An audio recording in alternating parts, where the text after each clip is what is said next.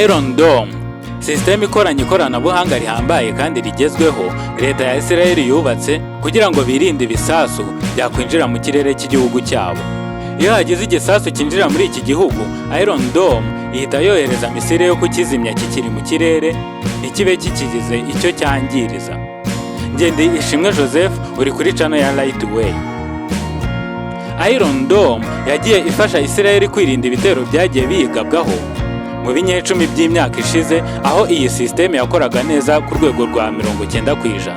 Ariko mu buryo butunguranye, umutwe wa Hamas wabashije gutungura Isirayeli yari yarakanze isi yose ku byerekeranye n'ubwirinzi bwo mu kirere. Iyi sisiteme ifite ubushobozi bwo kumviriza igisasu gicaracara mu kirere ku birometero 70 uvuye ku butaka. Iyi sisiteme kandi ifite radari zumviriza igisasu kikiri kure, zigapima inzira n'umuvuduko wacyo. Ayo makuru zigahita ziyohereza mu cyo twakwita nk'ubwonko bwa sisiteme, aho ihita imenya neza inzira y'icyo gisasu mu buryo bwihuse, igahita yohereza misile yo kuzimya icyo gisasu cyoherejwe ikoresheje ikoranabuhanga rya mudasobwa rihambaye kandi rigezweho rizwi nka Artificial Intelligence.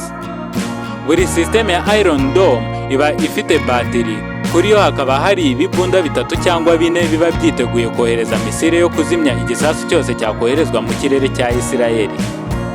Iyi sisiteme ngendanwa ishobora kuba yanakwimurwa.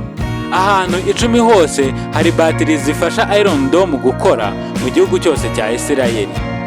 Buri sisiteme ikaba ifite ubushobozi bwo kurinda ubuso bungana na mayiro 60.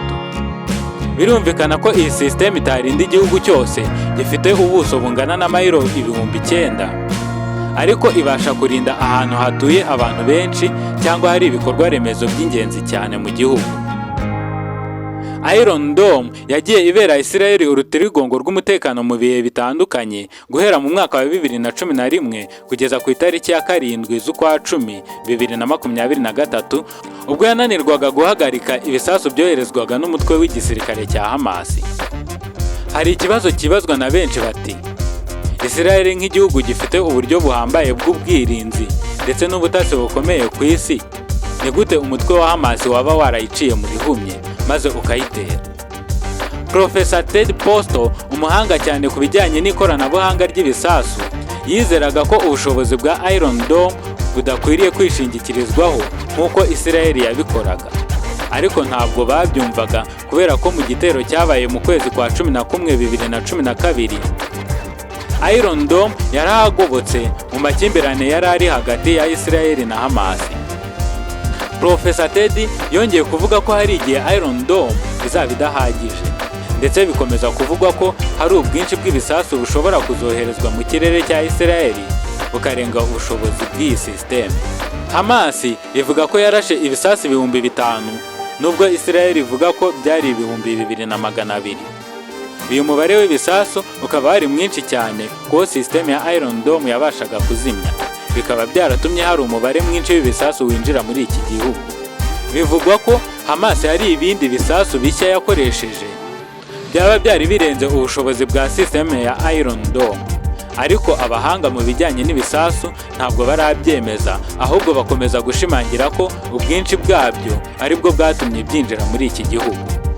Indi mpamvu yaba yaratumye Hamas ishobora gutera Isirayeli nuko iyi sisiteme ya Isirayeli ihenze kuyikoresha ku rwego rw'uko buri misile yoherezwa na Iron Dome iba ihagaze $10,000, ni ukuvuga arenga miliyoni 10 z'amafaranga y'u Rwanda.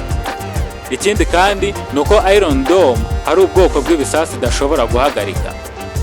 Iron Dome yafatwaga nk'urutirigongo rw'umutekano wa Isirayeli yananiwe kurinda Isirayeli ibitero bya Hamas muri uyu mwaka.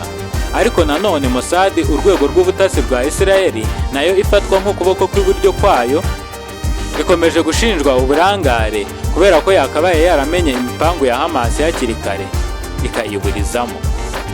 Mbese niki Isirayeli igiye gukora mu gihe abanzi bayo bari kuvumbura intege nke za Iron Dome? Ntabwo mbizi. Mwakoze gukurikirana iyi video, kora subscribe ujye ubona izindi video nk'izi. Wayikunze wakanda kuri like cyangwa ukabitwereka muri comment.